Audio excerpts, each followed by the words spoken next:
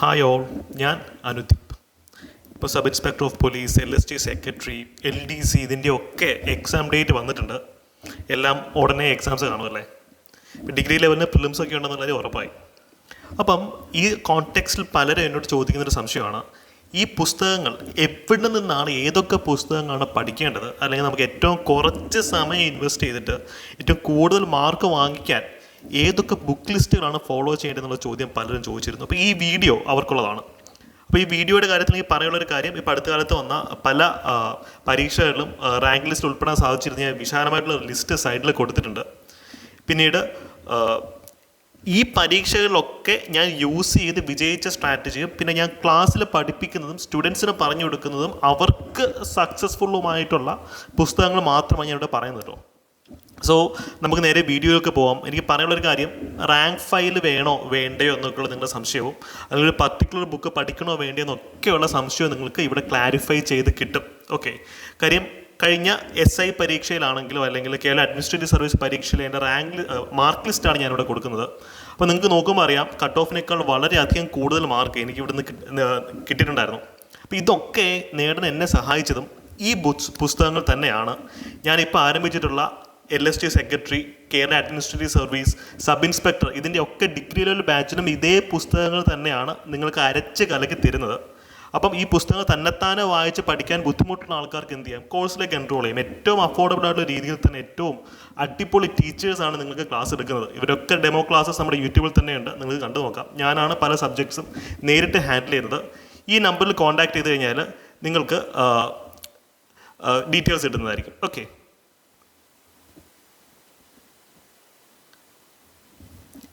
സാധാരണ പോലെ വലിയ അഡ്വർടൈസ്മെൻറ്റ്സ് റൺ ചെയ്യാനോ പരസ്യം കൊടുക്കാനോ ഒന്നും ഞാൻ നിന്നിട്ടില്ല. നിങ്ങൾ പഠിക്കാൻ റെഡി ആണെങ്കിൽ ഈ കോഴ്സിലേക്ക് വന്നു കഴിഞ്ഞാൽ നിങ്ങൾ അടിപൊളിയായിട്ട് പഠിപ്പിക്കാം എന്നുള്ള വാക്ക് മാത്രമാണ് തരാൻ പറ്റുക. ഏറ്റവും ആഴത്തിൽ തന്നെ സിലബസ് ഫിനിഷ് ചെയ്ത് എക്സാമിന് ഏറ്റവും മികച്ച രീതിയിൽ തന്നെ നിങ്ങളെ പ്രിപ്പയർ ചെയ്ത് തരാം. ഓക്കെ, ഈ നമ്പറിൽ കോൺടാക്ട് ചെയ്ത് കഴിഞ്ഞാൽ കോഴ്സിൻ്റെ ഇൻഫർമേഷൻസ് നിങ്ങൾക്ക് കിട്ടും. എഗെയിൻ, ഞാൻ ഈ തരുന്ന ബുക്ക് ലിസ്റ്റിൻ്റെ PDF നിങ്ങൾക്ക് നമ്മുടെ ടെലിഗ്രാം ചാനലിൽ നിന്ന് ഡൗൺലോഡ് ചെയ്യാം കേട്ടോ. ടെലിഗ്രാം ചാനലിൻ്റെ ലിങ്ക് ഞാൻ കമൻറ്റിലും ഡിസ്ക്രിപ്ഷനിലോ കൊടുത്തേക്കാം. ടെലിഗ്രാം ചാനലിലെ മെമ്പർ ആവുക, അതുവഴി ഡിസ്കഷൻ ഗ്രൂപ്പിലേക്ക് വരിക. ഫ്രീ മെൻറ്റർഷിപ്പും അഫോർഡബിൾ കോഴ്സസും പിന്നെ ഡെയിലി ഇത്തരത്തിലുള്ള ഈ പുസ്തകങ്ങൾ ബേസ്ഡ് ആയിട്ടുള്ള ചോദ്യങ്ങളുടെ പ്രാക്ടീസ് കംപ്ലീറ്റ്ലി ഫ്രീ ആയിട്ട് തന്നെ നിങ്ങൾക്ക് അവിടെ ലഭിക്കുന്നതായിരിക്കും. ഡിസ്കഷൻ ഗ്രൂപ്പിലേക്ക് വന്നു കഴിഞ്ഞാൽ നിങ്ങൾക്ക് നിങ്ങളുടെ എന്ത് സംശയവും ഗ്രൂപ്പിൽ ചോദിക്കാം. ഞങ്ങളുടെ അഡ്മിനിസ്ട്രേറ്റേഴ്സ് അല്ലെങ്കിൽ ബാക്കി സ്റ്റുഡൻസ് നിങ്ങൾക്ക് അവിടെ ഉത്തരം തരുന്നതായിരിക്കും. ഓക്കെ, അപ്പോൾ നമുക്ക് നേരെ പുസ്തകങ്ങളിലേക്ക് പോവാം. ഇപ്പം പലരും ചോദിക്കുന്നൊരു ചോദ്യം, റാങ്ക് ഫയൽ വേണോ? വേണം. ഇപ്പം PSC എന്ന് വെച്ച് കഴിഞ്ഞാൽ മാറിക്കൊണ്ടിരിക്കുന്ന ഒരു പാറ്റേണിലാണ്. പഴയ പാറ്റേണിൽ നിന്ന് കംപ്ലീറ്റ്ലി മാറിയിട്ടുമില്ല, എന്നാൽ മൊത്തത്തിൽ ഒരു പുതിയ പാറ്റേണിലേക്ക് വന്നിട്ടില്ല, നടുക്ക് നിൽക്കുകയാണ്. അപ്പോൾ ഈ പുസ്തകങ്ങളുടെ ഒപ്പം നിങ്ങൾ റാങ്ക് ഫയലും പഠിക്കണം. റാങ്ക് ഫയൽ നിങ്ങൾ LDCക്ക് ആണെങ്കിലും +2-നാണെങ്കിലും ഡിഗ്രിക്ക് ഏത് എക്സാമിന് പഠിക്കുകയാണെങ്കിലും നിങ്ങൾ വാങ്ങിക്കേണ്ട rank file degree level rank file ആയിരിക്കണം. 4 വോളിയമുള്ള റാങ്ക് ഫയൽ പല അക്കാഡമീസും ഇറക്കിയിട്ടുണ്ടല്ലോ. പലരും ചോദിക്കുന്നതാണ് ഏത് റാങ്ക് ഫയൽ വായിക്കണം എന്നുള്ളത്. മിക്കവാറും എല്ലാ റാങ്ക് ഫയലിൻ്റെ കണ്ടൻറ്റുകൾ വളരെ സിമിലറാണ്, അതിനകത്തുള്ള കാര്യം വളരെ സിമിലറാണ്. അപ്പോൾ നിങ്ങൾ ഓരോ സ്ഥലത്ത് പോയിട്ട് ബുക്ക് സ്റ്റോളിൽ പോയിട്ട് നിങ്ങൾ റാങ്ക് ഫയൽ എടുത്ത് വയ്ക്കുക.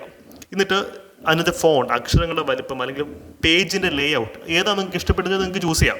ഇപ്പോൾ പോപ്പുലറായിട്ടുള്ള എത്രയോ റാങ്ക് ഫയലുകളുണ്ട്, നിങ്ങൾക്ക് ഏത് വേണമെങ്കിലും ചൂസ് ചെയ്യാം. ഞാനൊരെണ്ണത്തിൻ്റെ പേര് പറഞ്ഞു കഴിഞ്ഞാൽ ഞാൻ അതിനെ എൻഡോഴ്സ് ചെയ്യുമെന്ന് പറയും, അല്ലെങ്കിൽ കമ്മീഷൻ ഉണ്ടെന്ന് പറയും. അതുകൊണ്ട് തന്നെ ഈ പുസ്തകങ്ങളുടെ ഒന്നും ലിങ്ക് ഞാൻ എവിടെ ഇടുന്നില്ല.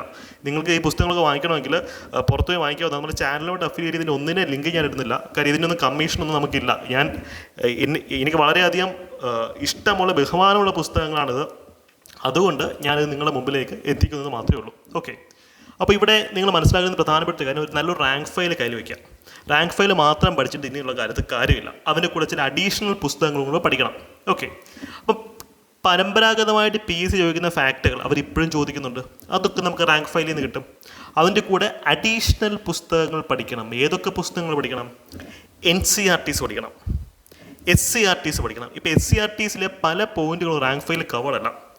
SCERTയിലെ ഏതൊക്കെ ഭാഗങ്ങളാണ് പഠിക്കേണ്ടതെന്നുള്ള ധാരാളം വീഡിയോ നമ്മുടെ യൂട്യൂബിൽ അവൈലബിൾ ആണ്. അതുകൊണ്ട് തന്നെ ഞാൻ വെറുതെ അത് റിപ്പീറ്റ് ചെയ്യുന്നില്ല. നിങ്ങൾക്ക് ബാക്കി ചാനലിൽ കിട്ടാത്ത, അല്ലെങ്കിൽ ബാക്കി വീഡിയോസിൽ കിട്ടാത്ത പുസ്തകങ്ങളുടെ ലിസ്റ്റ് മാത്രമാണ് ഞാൻ ഇവിടെ തരുന്നത്. ഇതേ പുസ്തകങ്ങളാണ് നമ്മൾ ക്ലാസ്സിൽ പഠിപ്പിക്കുന്നതും മോക്ക് ടെസ്റ്റിനകത്ത് ഇടുന്നതും PSCയിൽ ചോദ്യം വന്നുകൊണ്ടിരിക്കുന്നത്. ഞാൻ പല വീഡിയോസിലും ഈ പുസ്തകങ്ങളിൽ ഏത് പേജിൽ നിന്നാണ് PSC ചോദ്യങ്ങൾ വന്നിട്ടുള്ളതെന്നുള്ള കാര്യം പ്രൂവ് ചെയ്തിട്ടുണ്ട്. ഓക്കെ, അപ്പം ഹിസ്റ്ററി, ചരിത്രം നിങ്ങൾക്ക് പഠിക്കണമെങ്കിൽ നിങ്ങൾ സ്പെക്ട്രം എന്ന് പറയുന്ന പുസ്തകമായിരിക്കണം ആദ്യം പഠിക്കേണ്ടത്. ഒരു കാര്യം ഞാൻ പറയട്ടെ, ഇതൊക്കെ അഡ്വാൻസ്ഡ് ആയിട്ടുള്ള പുസ്തകങ്ങളാണ്. എന്നാൽ ഒന്ന് മനസ്സ് വെച്ച് കഴിഞ്ഞാൽ ആർക്കും പഠിച്ചെടുക്കാവുന്നേ ഉള്ളൂ. വലിയ കോംപ്ലിക്കേറ്റഡ് സംഭവങ്ങളൊന്നും ഇതിനകത്തില്ല. പക്ഷേ ഇതൊക്കെ പഠിക്കുന്നതിന് മുമ്പേ SCRTസും NCRTസും നിങ്ങൾ തറവായിരിക്കണം. ബിക്കോസ് ഒരു മരം എത്ര വളർന്നാലും അതിൻ്റെ വേരുകൾ ശക്തമല്ലെങ്കിൽ ആ മരം ഒരു ചെറിയൊരു കാറ്റടിച്ചാൽ പോലും വീഴും. SCRTs ആണ് നിങ്ങളുടെ വേരുകൾ. അത് സ്ട്രോങ് ആക്കിയതിന് ശേഷം മാത്രം അഡ്വാൻസ്ഡ് ആയിട്ടുള്ള പുസ്തകത്തിലേക്ക് പോവുക. ഓക്കെ, NCRTസും SCRTസും. അപ്പോൾ നമുക്ക് നേരെ ബാക്കിയുള്ള സംഭവത്തിലേക്ക് പോവാം. ഹിസ്റ്ററി സ്പെക്ട്രം എന്നൊരു ബുക്ക് ബാലരമയുടെ അത്രയേ ഉള്ളൂ. പക്ഷേ പേജ് ഉണ്ട്. രാജീവ് അഹിർ എന്ന് പറഞ്ഞ IPS എഴുതിയിട്ടുള്ള മോഡേൺ ഇന്ത്യൻ ഹിസ്റ്ററിയുടെ പുസ്തകമാണ്. അടിപൊളി പുസ്തകമാണ്. ഓരോ ചാപ്റ്ററിൻ്റെ അവസാനം ബുള്ളറ്റ് പോയിന്റിൽ ആ ചാപ്റ്ററിനെ ക്യാപ്സൂളാക്കി കൊടുത്തിട്ടുണ്ട്. റിവിഷൻ നടത്താൻ അത് മതി. പൊളപ്പൻ പുസ്തകം എന്നൊക്കെ നമ്മൾ പറയില്ല, അതാണ് സ്പെക്ട്രം എന്ന് പറയുന്നത്. പക്ഷേ ഇതൊരു ഗൈഡ് പോലുള്ള പുസ്തകമാണ് സ്പെക്ട്രം. നിങ്ങൾ പരീക്ഷയ്ക്ക് വേണ്ടി സ്പെക്ട്രം മാത്രം പഠിച്ചാലും മതി മോഡേൺ ഇന്ത്യക്ക്. പക്ഷെ ബിപിൻ ചന്ദ്ര എന്ന് പറയുന്ന പുസ്തകത്തിനകത്ത് ചില ചാപ്റ്റേഴ്സ് സിലബസ് എടുത്ത് വെച്ചിട്ട് സിലബസിനകത്തുള്ള ചാപ്റ്റേഴ്സ് ഇതിനകത്തുനിന്ന് പഠിക്കണം. ഇത് ഒരു വേറെ ലെവൽ പുസ്തകമാണ്. നമുക്ക് വായിച്ച് തുടങ്ങിയാൽ നമ്മൾ അടച്ചു വയ്ക്കില്ല. ഒരു നോവല് പോലെ ഇന്ത്യയുടെ ചരിത്രം പറയുന്നത്, ആധുനിക ഇന്ത്യയുടെ ചരിത്രം പറയുന്നത് ഇത്രയും നല്ലൊരു പുസ്തകം വേറെ ഇല്ല. ഡൽഹി യൂണിവേഴ്സിറ്റിയിൽ വരെ പഠിപ്പിക്കുന്ന പുസ്തകങ്ങളിലൊന്നാണത്. ബിപിൻ ചന്ദ്രയുടെ ഇന്ത്യ സ്ട്രഗിൾ ഫോർ ഇൻഡിപെൻഡൻസ് എന്ന പുസ്തകം വേണം. നിങ്ങൾ PSCക്കും UPSCക്കും പഠിക്കുക അല്ലെങ്കിൽ പോലും ഈ പുസ്തകം വായിച്ചു കഴിഞ്ഞാൽ നിങ്ങൾക്ക് ഇന്ത്യയോടുള്ള നമ്മുടെ രാജ്യത്തോടുള്ള അപ്രോച്ച് തന്നെ മാറിപ്പോകും. എന്തായിരുന്നു ഗാന്ധിജി അല്ലെങ്കിൽ എന്തായിരുന്നു ഇന്ത്യൻ നാഷണൽ കോൺഗ്രസിൻ്റെ ചരിത്രം എന്നൊക്കെ കൃത്യമായിട്ട് ഈ പുസ്തകത്തിൽ നിങ്ങൾക്ക് മനസ്സിലാക്കാൻ സാധിക്കും. ഈ 2 പുസ്തകങ്ങളുണ്ടെങ്കിൽ ഹിസ്റ്ററി സെറ്റാണ്. നിങ്ങൾ സ്പെക്ട്രം വായിച്ചതിന് ശേഷം സമയമുണ്ടെങ്കിൽ മാത്രം ബിപിൻ ചന്ദ്ര വായിക്കാം. ഓക്കെ, സ്പെക്ട്രമാണ് നമ്മുടെ എക്സാം പോയിന്റ് ഓഫ് വ്യൂവിൽ ഏറ്റവും പ്രധാനപ്പെട്ട പുസ്തകം എന്ന് പറയുന്നത്. ഓക്കെ, അപ്പോൾ കേരള ചരിത്രം നിങ്ങൾ ഇവിടുന്ന് പഠിക്കണം. ശ്രീധര മേനോൻ സാറിൻ്റെ പുസ്തകത്തിൽ നിന്ന് പഠിക്കണം. ഇതും ഞാൻ പല വീഡിയോയിലും കാണിച്ചിട്ടുണ്ട്. ശ്രീധര മേനോൻ സാറിൻ്റെ പുസ്തകത്തിൽ നിന്ന് ഏത് പേജിൽ നിന്നാണ് ചോദ്യങ്ങൾ വന്നിട്ടുള്ളത് എന്നുള്ളത്. കാര്യം അടിപൊളി പുസ്തകമാണ്. കുറേ കേരളത്തിൻ്റെ ചരിത്രം ഇത്ര ഓത്തൻറ്റിക്കായിട്ട് പറയുന്ന പുസ്തകം നമുക്ക് വളരെ കുറവാണ്. അതുകൊണ്ട് തന്നെ ഈ പുസ്തകത്തിൽ നിന്ന് കേരള ചരിത്രം കൃത്യമായിട്ട് പഠിക്കാൻ പറ്റും. ഇതൊന്നും ഒന്നാമത്തെ പേജ് മുതൽ അവസാനത്തെ പേജ് വരെ വായിക്കാൻ പാടില്ല. സിലബസ് എടുത്ത് വെച്ചിട്ട് അത് വെച്ച് നോക്കാം. ഇപ്പം ഡച്ചുകാരുടെ ആഗമനം നമുക്ക് വളരെ പ്രധാനപ്പെട്ട ഒരു പോർഷനാണ്. അത് ഇവിടുന്ന് പഠിക്കണം. ആയി രാജവംശത്തിൻ്റെ ചരിത്രം KSന് ഇമ്പോർട്ടൻ്റ് ആണ്. അപ്പം അതും ഇത്തരത്തെ പുസ്തകങ്ങളിൽ നിന്ന് പഠിക്കണം. അപ്പം നമ്മൾ ചരിത്രം പഠിക്കുമ്പം ഈ പുസ്തകങ്ങളൊന്നും ഗൈഡുകളല്ല, അക്കാഡമിക് ടെക്സ്റ്റുകളാണ്. അതുകൊണ്ട് തന്നെ സിലബസ് എടുത്ത് വെച്ചതിന് ശേഷം കമ്പയർ ചെയ്തിട്ട് ആവശ്യമുള്ളത് മാത്രം പഠിക്കാം. നമ്മൾ ക്ലാസ്സസ് എടുക്കുന്നതും ആ പാറ്റേണിൽ തന്നെയാണ്.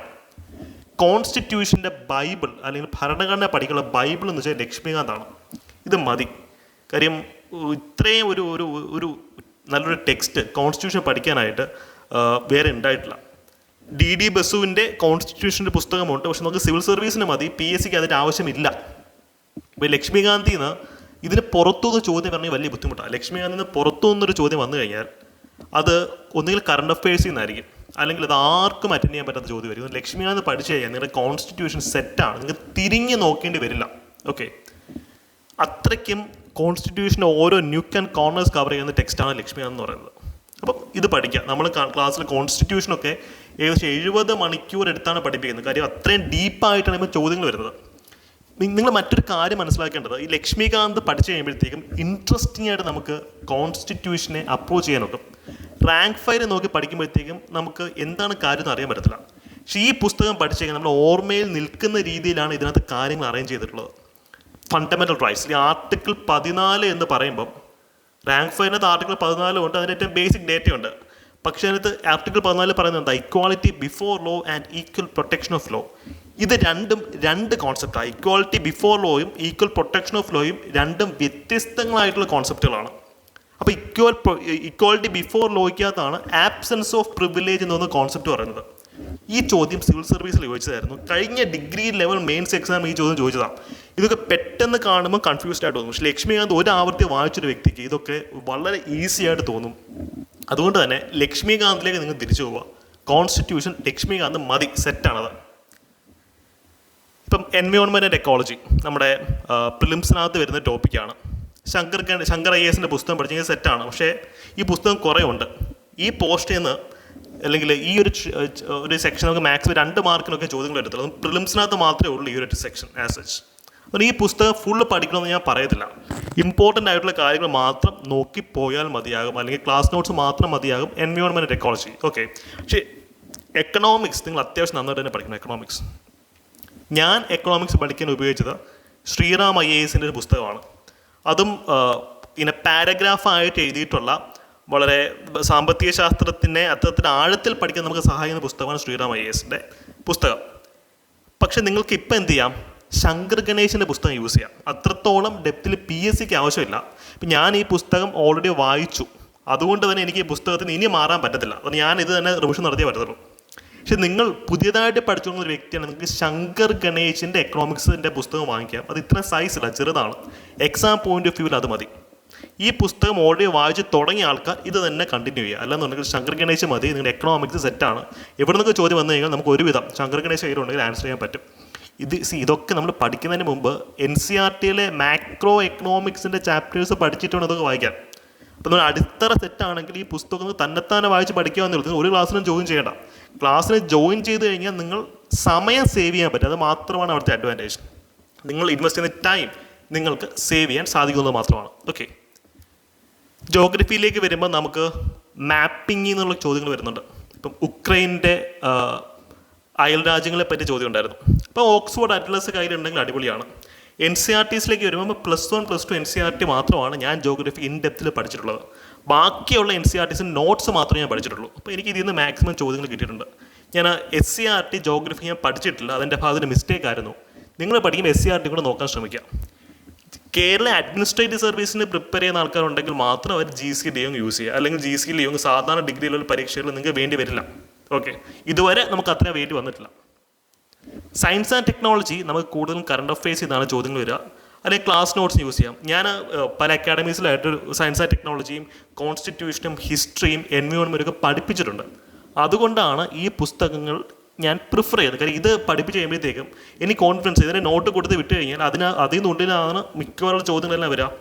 ആ നോട്ട്സിൽ നിന്ന് ഇല്ലാത്തൊരു ചോദ്യം വന്നുകൊണ്ടിരിക്കട്ടെ, അത് മറ്റാർക്കും ഉത്തരം എടുക്കാനും പറ്റത്തില്ല. കാര്യം നമ്മൾ എത്ര പഠിച്ചാലും നമ്മൾ പഠിക്കാത്തതാണ് കൂടുതലുള്ളത്. നമ്മൾ എത്ര വിശാലമായിട്ട് പഠിച്ചാലും പഠിപ്പിച്ചാലും നമ്മൾ പഠിക്കാത്തതായിരിക്കും അതിൻ്റെ ഇരട്ടിയുടെ പുറത്തുള്ളത്.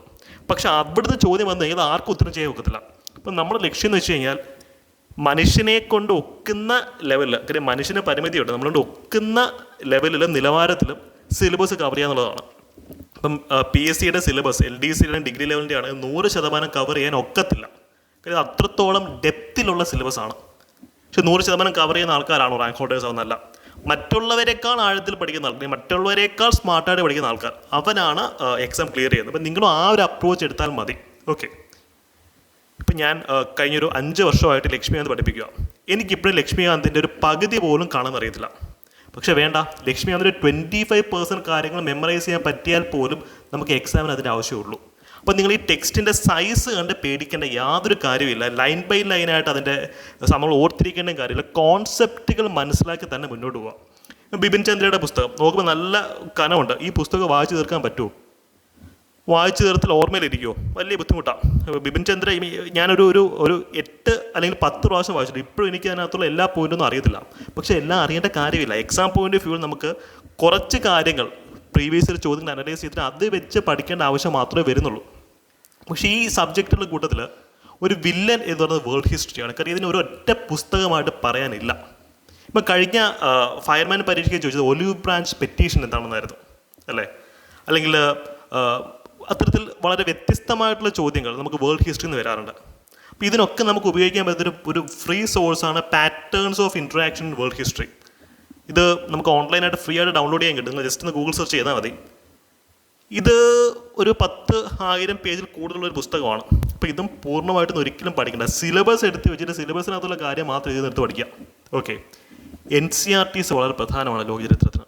SCERTസിൽ നിന്ന് അധികം ലോകചരിത്രം ഞാൻ സജസ്റ്റ് ചെയ്യത്തില്ല. NCERT ആണ് എനിക്ക് ഏറ്റവും ഫേവറേറ്റ് ആയിട്ടുള്ള സംഭവം. പക്ഷേ ഗ്ലോറിയസ് റെവല്യൂഷൻ പോലുള്ള ടോപ്പിക്കുകൾ നിങ്ങൾ എക്സ്ട്രാ പഠിക്കേണ്ടി വരും. ഓക്കെ, ഇത് റാങ്ക് ഫയലിൻ്റെ പ്രസക്തി എന്താണ്? ആർട്സ്, സ്പോർട്സ്, ലിറ്ററേച്ചർ പോലുള്ള സബ്ജക്റ്റുകൾ നിങ്ങൾ റാങ്ക് ഫയലിൽ നിന്ന് തന്നെ പഠിക്കേണ്ടി വരും. കാര്യം ഇതിന് അല്ലെങ്കിൽ ഇമ്പോർട്ടൻറ്റ് ആക്ട്, സുപ്രധാന നിയമങ്ങൾ എന്നൊക്കെ പറയുന്ന ടോപ്പിക് ഉണ്ടല്ലോ, ഇതൊക്കെ പുറത്ത് കിട്ടാൻ ബുദ്ധിമുട്ട്. ഇതൊക്കെ നിങ്ങൾ റാങ്ക് ഫയലിൽ നിന്ന് തന്നെ പഠിക്കേണ്ടി വരും. കറണ്ട് അഫയേഴ്സ് പഠിക്കാൻ നിങ്ങൾക്ക് ഉപയോഗിക്കാവുന്നത് PSC ബുള്ളറ്റിനും ഏറ്റവും നല്ല സോഴ്സ് യൂട്യൂബ് തന്നെയാണ് കേട്ടോ. ഇപ്പോൾ യൂട്യൂബിൽ കറണ്ട് അഫയേഴ്സിൻ്റെ ബേസിസിട്ട് ഇഷ്ടംപോലെ ചാനൽസ് ഉണ്ട്. നമുക്ക് ടെലിഗ്രാം ചാനൽസ് തന്നെ കറണ്ട് അഫയേഴ്സിന് ഇഷ്ടംപോലെ ഉണ്ട്. അപ്പോൾ അതൊക്കെ നിങ്ങൾക്ക് ഉപയോഗിക്കുന്നതാണ്. പേഴ്സണലി ഞാൻ ദ ഹിന്ദു എന്ന് പറയുന്ന ന്യൂസ് പേപ്പറാണ് ഫോളോ ചെയ്തിരുന്നത്. അപ്പം ധാരാളം ചോദ്യങ്ങൾ എനിക്ക് ഇവിടുന്ന് കിട്ടിയിരുന്നു. ഓക്കെ, അപ്പോൾ ഇതിൻ്റെയൊക്കെ നോട്ട്സ് അല്ലെങ്കിൽ PSC ബുള്ളറ്റിനും ഒക്കെ വെച്ച് പഠിച്ചെങ്കിൽ കറണ്ട് അഫയേഴ്സ് നിങ്ങൾക്ക് സെറ്റാവും. യൂട്യൂബ് ക്ലാസ്സസ് ആണ് എനിക്കൊന്ന് കറണ്ട് അഫയേഴ്സിനാണ് നിങ്ങൾക്ക് ഏറ്റവും സ്മാർട്ടായിട്ട് യൂസ് ചെയ്യാൻ പറയുന്ന ടെക്നിക്സ്. എനിക്ക് ഒരുവിധം എല്ലാവരും കറണ്ട് അഫയേഴ്സിന് യൂട്യൂബിൽ ഫ്രീ ക്ലാസ്സസ് കൊടുക്കുന്നുണ്ട്. അപ്പോൾ നിങ്ങൾക്ക് അത് നല്ലൊരു ചാനൽ നോക്കി നിങ്ങൾക്കത് ഫോളോ ചെയ്യാവുന്നതാണ്. ഞാനിപ്പോൾ ഒരു ചാനലിൻ്റെ പേര് പറഞ്ഞാൽ നിങ്ങൾ എനിക്കൊരു കൊളാബറേഷൻ ആണെന്നൊക്കെ പറയും, പക്ഷേ നിങ്ങൾക്കത് സ്വന്തമായിട്ട് ഇഷ്ടപ്പെടുന്നൊരു ചാനൽ തന്നെ ഫോളോ ചെയ്യാവുന്നതാണ്. പക്ഷേ എൻ്റെ പേഴ്സണൽ പ്രിഫറൻസ് ഇത് ഹിന്ദു വായിക്കുക എന്നുണ്ടെങ്കിൽ നമുക്ക് കുറച്ച് എക്സ്ട്രാ പോയിന്റ് ഉണ്ട്. ഫോർ എക്സാമ്പിൾ കഴിഞ്ഞ വർഷം വന്നൊരു ചോദ്യമാണ് ഡോക്ട്രൈൻ ഓഫ് റിപ്പഗ്നൻസി എന്താണെന്നൊരു ചോദ്യം വന്നിരുന്നു. ഇത് കോൺസ്റ്റിറ്റ്യൂഷൻ എന്നുള്ള ചോദ്യമായിരുന്നു. പക്ഷേ ഇത് ഈ പത്രത്തിൻ്റെ ഫ്രണ്ട് പേജിൽ വന്നൊരു വാർത്തയാണ്. കേരളത്തിലെ ഗവർണർ ഡോക്ട്രൈൻ ഓഫ് റിപ്പഗ്നൻസി നമ്മുടെ നിയമസഭയ്ക്കെതിരായിട്ട് യൂസ് ചെയ്യാനുള്ള പ്ലാൻ ഉണ്ടെന്നൊക്കെ പറഞ്ഞിട്ട് അന്ന് നാഷണൽ ന്യൂസ് പേപ്പറിൽ വന്ന വാർത്തയായിരുന്നു. അപ്പോൾ നമ്മളത് ക്ലാസ്സിൽ പഠിപ്പിക്കുകയും ചെയ്തതാണ്. അപ്പോൾ കറണ്ട് അഫയേഴ്സ് എന്ന് പറയുമ്പോൾ നമ്മുടെ സ്റ്റാറ്റിക് പോർഷൻ, ഈ ജോഗ്രഫി അല്ലെങ്കിൽ കോൺസ്റ്റിറ്റ്യൂഷൻ, സ്പോർട്സ് ഉള്ള സ്റ്റാറ്റിക് പോർഷൻ്റെ കാര്യങ്ങൾ കറണ്ട് അഫയേഴ്സിൽ വരുന്നെങ്കിൽ അത് വളരെയധികം ഇമ്പോർട്ടൻ്റ് ആയിരിക്കും. അപ്പോൾ കറണ്ട് അഫയേഴ്സ് ആ ഒരു രീതിയിൽ അപ്രോച്ച് ചെയ്താണ് എപ്പോഴും നല്ലത്. ഈ പുസ്തകങ്ങളൊക്കെ കാണുമ്പോൾ നിങ്ങൾക്ക് ഭയങ്കര പ്രശ്നമായിട്ട് തോന്നും. പക്ഷേ over A period of time നിങ്ങളൊരു ഒരു മാസം തപസ്സരിക്കുകയാണെങ്കിൽ ഈ പുസ്തകങ്ങളൊക്കെ സെറ്റാക്കി കൈ കിട്ടാവുന്നേ ഉള്ളൂ. PSC മാറിക്കൊണ്ടിരിക്കുകയാണ്. ഈ മാറ്റത്തിനനുസരിച്ച് നമുക്ക് മാറിയേ പറ്റത്തില്ല. സർവൈവൽ ഓഫ് ദ ഫിറ്റസ്റ്റ് ആണ് മാറ്റത്തിൻ്റെ ഒരു ഡയമെൻഷൻ എന്ന് പറയുന്നത്. പരിണാമം നമുക്ക് തടുക്കാൻ പറ്റില്ല. പരിണാമത്തെ അതിജീവിക്കുന്നത്, സർവൈവ് ചെയ്യുന്നത് ഏറ്റവും ഫിറ്റായിട്ടുള്ള സ്പീഷീസ് ആയിരിക്കും. നമുക്ക് മനസ്സ് സെറ്റായാൽ മതി. ഓക്കെ, ഇതൊന്നും ഈ പുസ്തകങ്ങളൊന്നും വലിയ ടെക്നിക്കലായിട്ടുള്ള പുസ്തകങ്ങളോ പഠിച്ചാൽ മനസ്സിലാവാത്ത പുസ്തകങ്ങളൊന്നും അല്ല. ഇതിനകത്ത് പല പുസ്തകങ്ങളുടെ മലയാളം ട്രാൻസ്ലേഷൻ ഉണ്ട്. ബിപിൻ ചന്ദ്രയുടെ പുസ്തകത്തിന്, ലക്ഷ്മികാന്തിൻ്റെ ഒക്കെ മലയാളം ട്രാൻസ്ലേഷൻ നിങ്ങൾക്ക് കിട്ടും. അത് വെച്ച് പഠിച്ചാലും മതി. പഠിച്ച് തുടങ്ങുക എന്നുള്ളതാണ് പറയാനുള്ളൊരു കാര്യം. നിങ്ങൾക്കിതൊരു ക്ലാസ് റൂം എൻവയോൺമെൻറ്റിൽ ഈ പുസ്തകങ്ങൾ പഠിക്കണമെങ്കിൽ നമ്മുടെ കോഴ്സിലേക്ക് വരാം. ഞാനത് കോഴ്സിൻ്റെ അഡ്വർടൈസ്മെൻറ്റ് റൺ ചെയ്തതിൻ്റെ മെയിൻ റീസൺ തന്നെ ആ ഒരു ഫീസും കൂടെ നിങ്ങളുടെ തലയിൽ കെട്ടിവെക്കണം എന്നുള്ള കാര്യം. നമ്മൾ അഡ്വർടൈസ്മെൻറ്റ്സ് റൺ ചെയ്യുകയാണെങ്കിൽ കോഴ്സിന് ഫീസ് കൂടേണ്ടി വരും. അത് നിങ്ങളുടെ മുകളിൽ തന്നെ വരും. അതുകൊണ്ടാണ് ഏറ്റവും അഫോർഡബിൾ ആയിട്ടുള്ള റേറ്റിൽ നമുക്ക് കോഴ്സ് കൊടുക്കാൻ പറ്റുന്നത് അതുകൊണ്ടാണ്. ഇപ്പം എക്കണോമിക്സ് ആണെങ്കിൽ തന്നെ നല്ല ഡെപ്തിലാണ്. ഇപ്പോൾ ജോഗ്രഫി 80 hours ആണ് ടോട്ടൽ ക്ലാസ്സസ് വരിക. അപ്പം ന്യൂക്ക് ആൻഡ് കോർണേഴ്സ് നിങ്ങൾക്ക് കവർ ചെയ്ത് പോകാൻ പറ്റും. ഓക്കെ, അപ്പോൾ നമ്മുടെ ക്ലാസ്സസിലേക്ക് നിങ്ങളെ പിന്നെ ക്ഷണിക്കുകയാണ്. അല്ലെങ്കിൽ ടെലിഗ്രാമിൽ വന്നിട്ട് അത് ഫ്രീ ആയിട്ടുള്ള മെൻറ്റർഷിപ്പും കാര്യങ്ങളൊക്കെ നിങ്ങൾ ടെലിഗ്രാമിൻ്റെ ഒരു എക്കോസിസ്റ്റത്തിൽ, ലേണിംഗ് എക്കോസിസ്റ്റത്തിൻ്റെ കൂടെ ഭാഗമാകാൻ ശ്രമിക്കുക. നമ്മൾ ഡെയിലി ഫ്രീ വീഡിയോസ് യൂട്യൂബിലിടാൻ ശ്രമിക്കുന്നുണ്ട്. ഏതൊരു വേ നമ്മൾ കോമ്പറ്റീഷൻ പുഷ് ചെയ്യും. ഓക്കെ, എങ്ങനെയാണെങ്കിലും നമ്മുടെ ചാനലിൻ്റെ കൂടെ നിൽക്കുക. നമുക്ക് കോമ്പറ്റീഷൻ അടിപൊളിയായിട്ട് പുഷ് ചെയ്യാം. ധാരാളം വീഡിയോസ് ഓൾറെഡി നമ്മൾ ചെയ്തിട്ടുണ്ട്. പ്ലേലിസ്റ്റുകൾ ചെക്കൗട്ട് ചെയ്യുക. അപ്പോൾ ചാനലിനെ തുടർന്ന് നിങ്ങൾ സപ്പോർട്ട് ചെയ്യുക കേട്ടോ. അപ്പോൾ അടുത്ത ടോപ്പിക് അടുത്ത വീഡിയോ ഏത് ടോപ്പിക്കിൽ വേണമെന്നും നിങ്ങൾക്ക് കമൻറ്റ് സെക്ഷനിൽ പറയാവുന്നതാണ്. ഓക്കെ, അപ്പോൾ സബ്സ്ക്രൈബ് ചെയ്യാത്തവരുണ്ടെങ്കിൽ സബ്സ്ക്രൈബ് ചെയ്യാം കേട്ടോ. Thank you, by.